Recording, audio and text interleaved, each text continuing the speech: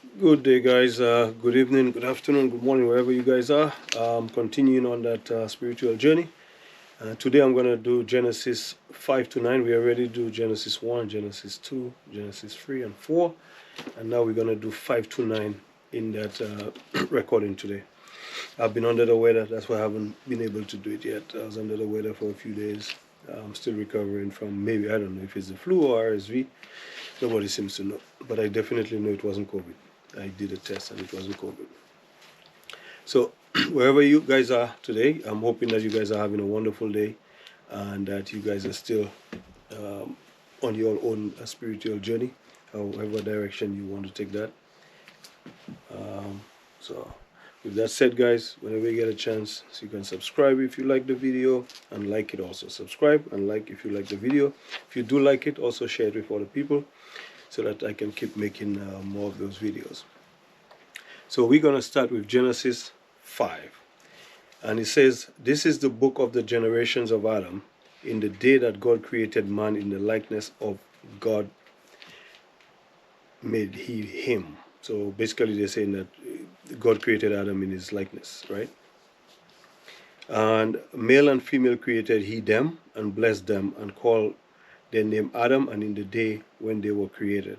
And Adam lived 130 years, and begot a son in his own likeness and after his image, and called his name Seth." So remember earlier Adam had the son Cain and Abel, and Cain killed Abel. Now Adam is having a third child, and that's the third son. His name is Seth, right? And the days of Adam after he had begotten Seth were 800 years, and he begot sons and daughters. So I guess after he had Seth, 800 years passed, and then he had sons and daughters. They're not saying who were the sons, and they're not saying who were the daughters. They just say he had sons and daughters, right? "And all the days that Adam lived were 939 years."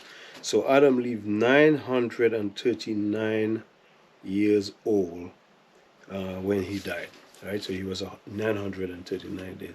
Now, that could be important if somebody wants to follow the whole genealogy of Adam up to Jesus Christ and try to find out when Jesus Christ was born. That would help from Genesis all the way down. That would help to give you a pretty good idea as to when Jesus was born, if somebody's interested in that. I'm not doing that research yet. I might do that later, but not yet. "And Seth lived 105 years, and he begot Enos." So after he was 105 years, he had a son named Enos, Enos. "And Seth lived, and he begot Enos 807 years, and begot sons and daughters," right? 807 years. So after he had 800, after he had his first son, or his first child, according to this, 807 years passed, and then he begot sons and daughters. So I'm trying to figure out, would he wait that long to have kids? I don't know, but that's basically what it's implying, that he had to wait that long to have kids. I don't know why. "And all the days of Seth were 912 years." So Seth lived 912 years. So he died a little younger than Adam did, the father. "And Enos lived 90 years, and he begot Canaan, Cainan. So after 90 years, he had his first child, a son again. So you notice they only mentioning the son, no daughters yet, right?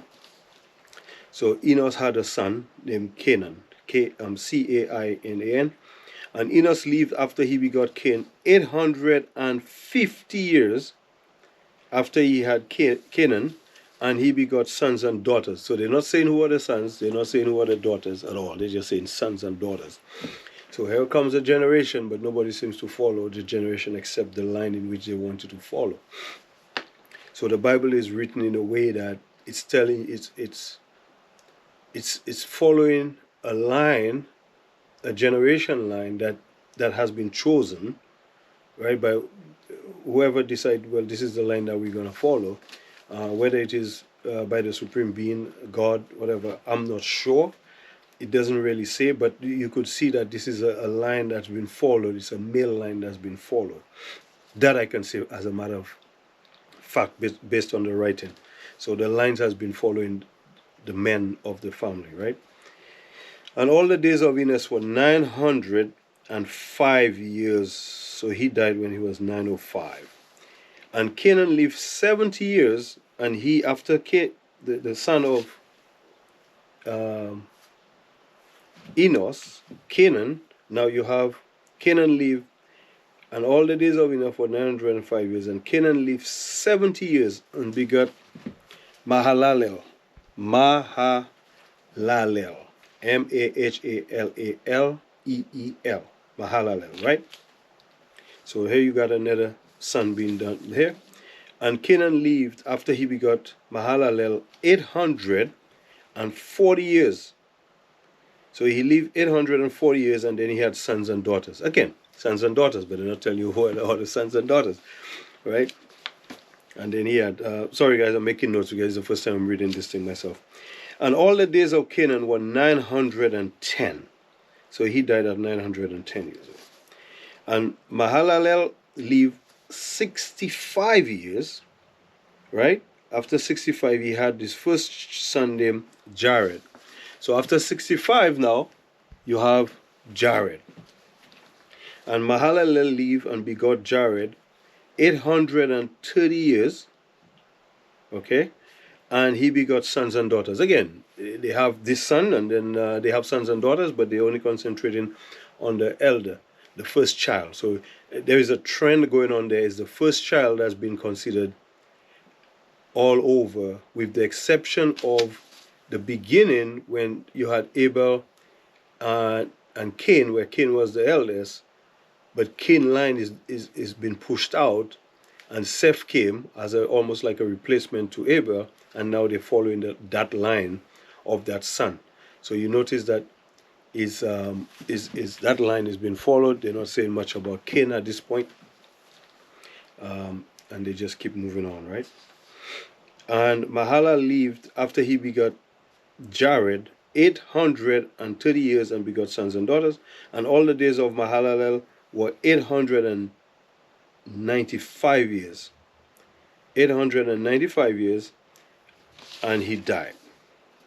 After Jared lived 162 years, 162 years, and he begot Enoch.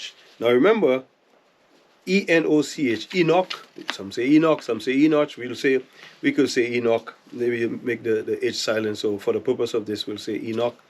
So he had Jared, so this is the line of Seth.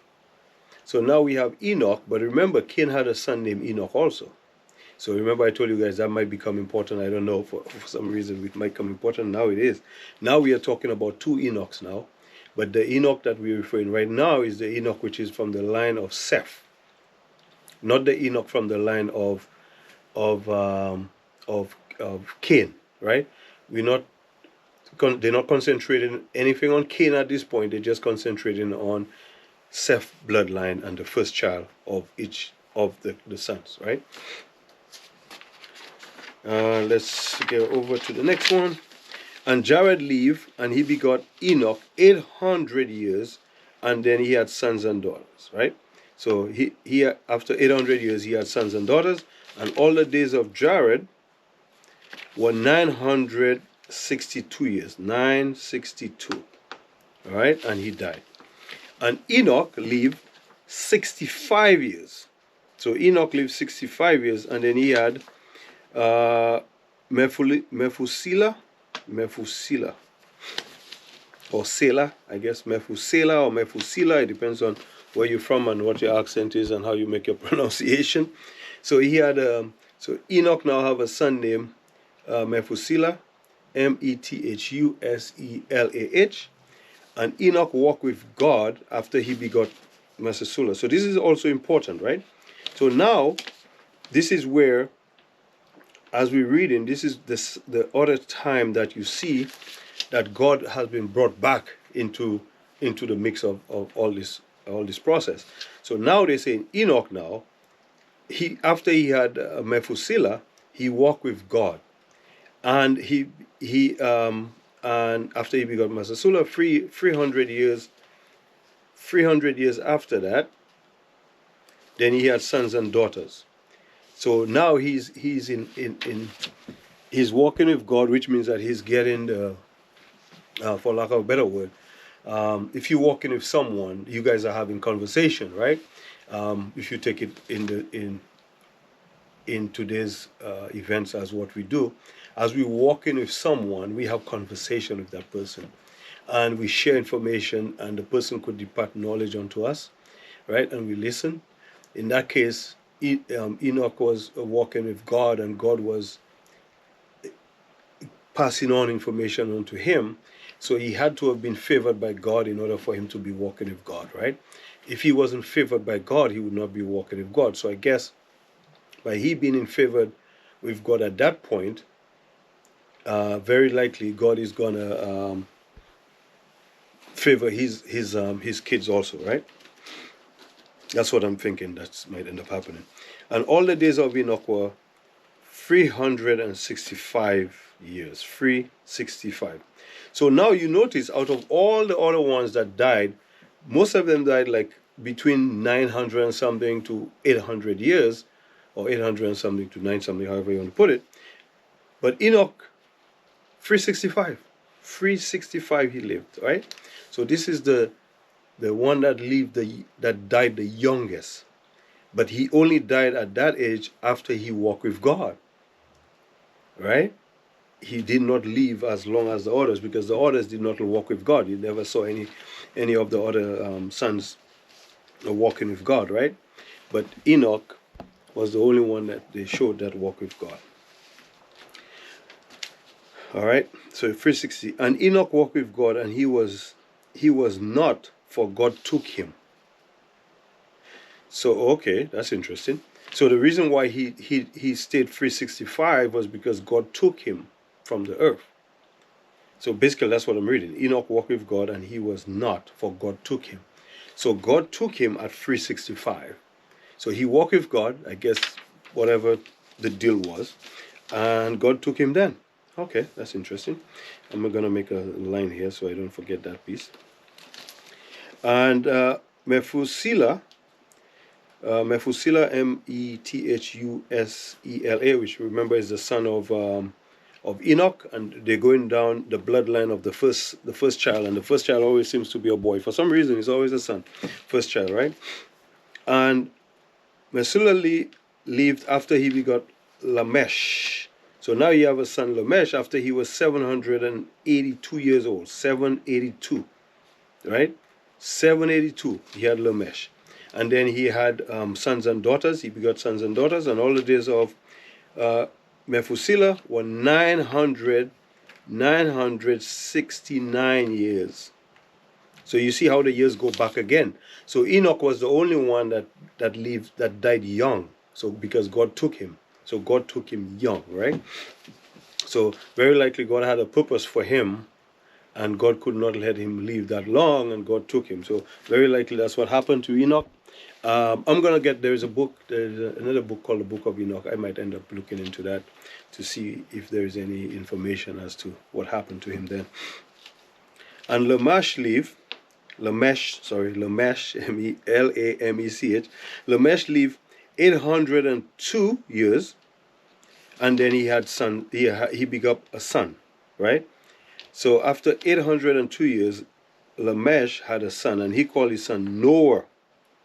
Noah, right? I don't have to read to continue. Most of us know, if we ever been to any of the, when we were growing up, if you went to church at all, for whatever reason, Noah, the story of Noah would have come up, because that's the story of the Noah had to build the ark and stuff like that. This is the Noah they're talking about. And this is the first time you're hearing about Noah at this point. So Lamech called a son named Noah, saying, "This shall comfort us concerning our work and toil of our hands, because of the ground which the Lord had cursed." Right?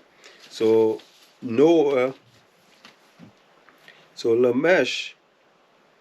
called Noah and he's saying that will comfort us concerning our work and toil of our land, of our hands, our hands, because of the ground which the Lord had cursed. So I guess maybe basically I guess what I'm taking from that is he's saying that because we have been punished for so long, Noah might be the one that might come and make a change to our suffering, and we might end up benefiting from Noah's being born, right? And Lamech lived, okay, so he lived after he begot Noah 595. So he lived 595, and then he had sons and daughters. And all the days of Lamech were 777. 777, and then he died, right? And Noah was 500 years old. Noah was 500 years old, and he begot Shem, Ham, and Japheth.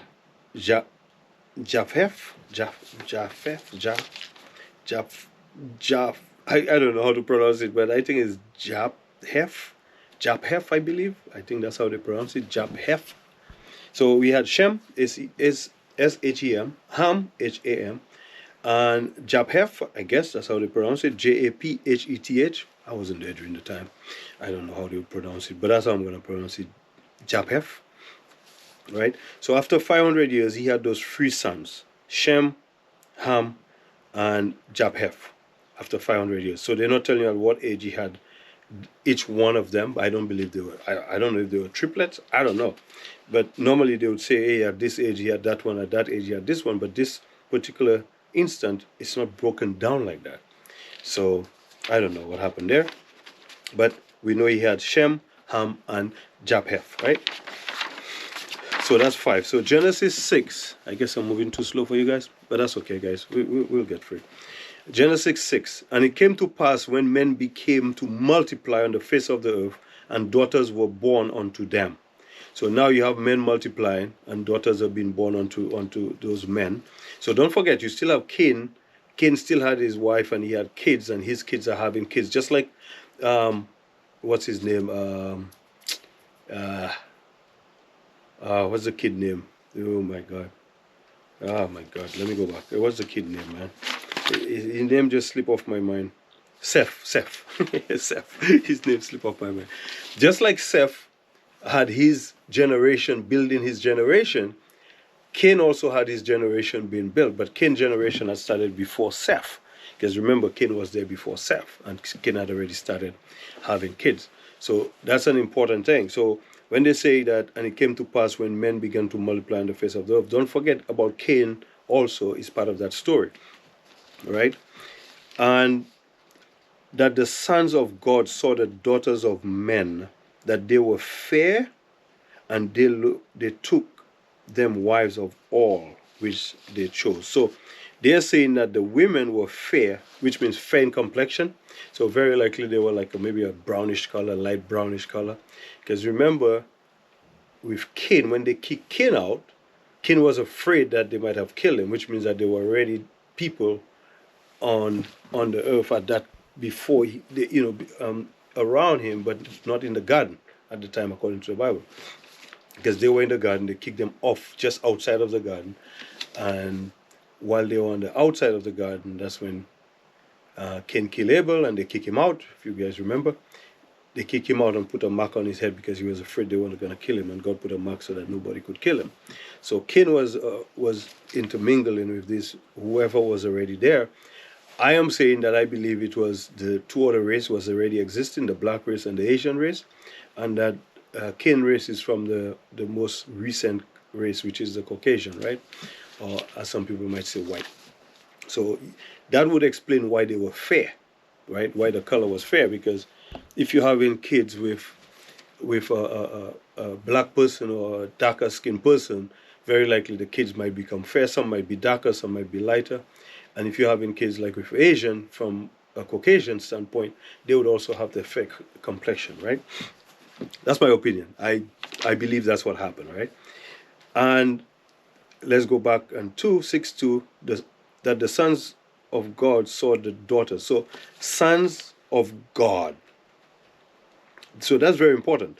So sons of God. So that means you have God in heaven or wherever, and then he has sons. And his sons are seeing these fair-skinned women and get very excited and decide, you know what, I gotta get a piece of this action, right? And they decide, you know what, let me get a piece of this. And we're still seeing that today, guys. Most guys, majority of men would rather have somebody of fair complexion. Both, whether you're white, whether you're Asian, whether you're black, they would prefer somebody of a fair complexion, right? Most men, I'm saying, not all guys, but most men would prefer somebody of fair complexion, right? And we still see this thing happening today. So I can see why the sons of God would have been interested in those fair complexion women. Because what? You're seeing it, they look good, right? So the guys saw them and they say, hey, these women look good. Let me get a piece of this thing, right? And the Lord said, my spirit shall not always strive with man. Listen to what he said. My spirit shall not always strive with man. That's what the Lord said. Now, when they're talking about the Lord, they're talking about God. So sometimes they interchange the words God and Lord. So don't get confused by the interchange them. God, Lord, they're referring to the same in the context of what we're reading today. My spirit shall not always strive with man, for that he also is flesh, yet his days shall be 120 years. So now we see now God has limit the time in which man can live. Remember, they live 800 years, 900 and something years, with the exception of Enoch, which was taken at 365. Enoch was taken by God at 365, right? After he walked with God, he was taken, right? With the exception of Enoch, who lived until 365. Everybody else was living from 800 years old to 962, right? So, and everything in between. But then in Genesis 6:3, and he said, the Lord, so after the sons of God saw daughters of men, and they were fair, and they took them as wives, God now said, my spirit shall not always strive with man, for that he also is flesh, and yet his days shall be 120 years. So he didn't like that. He definitely didn't like that, right? So he's casting that punishment, reducing the age group. And then we've noticed that how many people have lived that long since, right? We haven't seen anybody live at that age, 120. Do we know anybody, the guys, in recent times that live for 120 years old, right? We don't know that. We hear people of 105, maybe 108, 107, but nobody 120, right? Even though that was the cutoff point. And 6:4, there were giants in the earth in those days, and also after that, when the sons of God came in unto the daughters of men, and they bare children to them.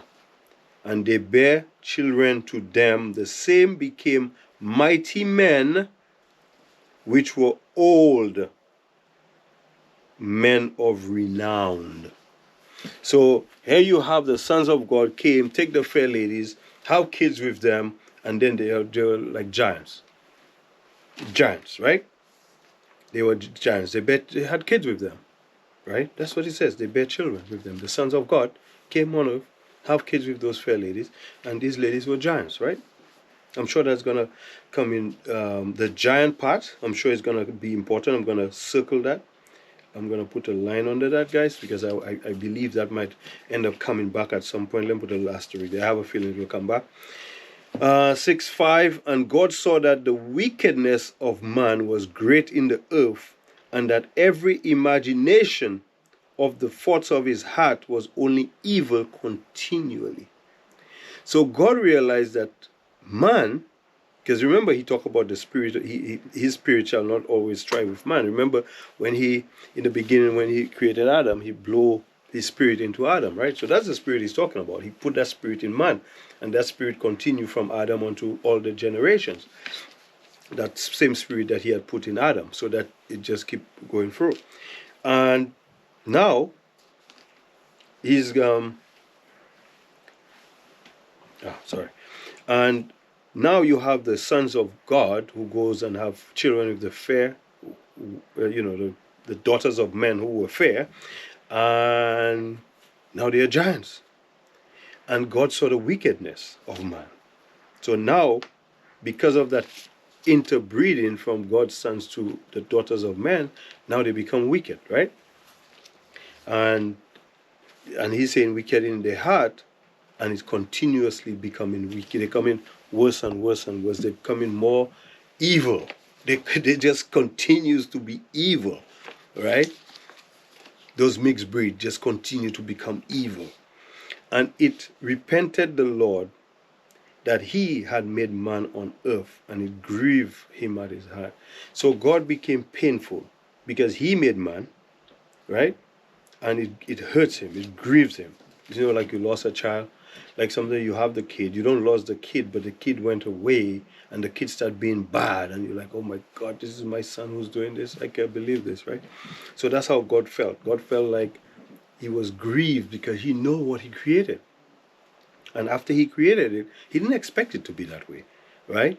He didn't have that expectation until they ate the fruit from the tree of knowledge of good and evil, and then they went outside, and then Cain killed Abel. You could see the evil coming, don't you? Right? So the evil is there. I guess he wasn't paying full attention to what could happen, right? The evil had already started there. So the evil was still there, right? And the Lord said, I will destroy man, whom I have created from the face of the earth, both man and beast, and the creeping thing, and the fowls of the air, for it repenteth me that I have made them. So he was so upset that he felt that he's repulsive, that he actually made this man, right? And now man is being so evil, right? Man is being so wicked on the face of the earth. Now he's going to destroy. I will, he said, I will destroy man whom I created from the face of the earth. So he's going to destroy them from the face of the earth. But he's not going to just destroy man. He'll destroy man, he'll destroy beasts, he'll destroy the creeping things and the fowl of the air. So I'm not sure if the beast here is referring to the giants, right? Maybe the children from the fair women and the sons of God, maybe these were the beasts, because they did talk about the giants on earth. So maybe he considered the giants as beasts. So I will take that with a little grain of salt. So I may say, maybe I believe that's what he's referring to. But Noah found grace in the eyes of the Lord. Now remember Noah, right? Remember Noah, Lamech, Noah, right? Enoch, Enoch, Enoch, right? Lamech, Noah, right? So now Noah is going to become very important, because now Noah found grace in the eyes of the Lord. Now remember, Enoch had walked with God, and God took him. Don't forget that. So here you have God taking Enoch. So he's going to give something back. So therefore Noah became that grace, right? Noah had found grace in the eyes of the Lord. So he took Enoch, but he's still giving something back because he took Enoch. So Noah became the grace, right? And these are the generations of Noah. Noah was just, as I say, Noah was a just man. Sorry, Noah was a just man and perfect in his generation. So he was just, like sometimes we say just and right. So the guy was he was walking in the path of righteousness. He was walking according to what God wanted man to be. That's why he got grace in God, because Noah was doing exactly what God had hoped that he would have gotten when he created man. And now he's finding it in Noah. Look how many generations down before he could find what he was looking for, right? And Noah walked with God. Now, here you go again. So remember, Enoch walked with God. Now Noah is walking with God also.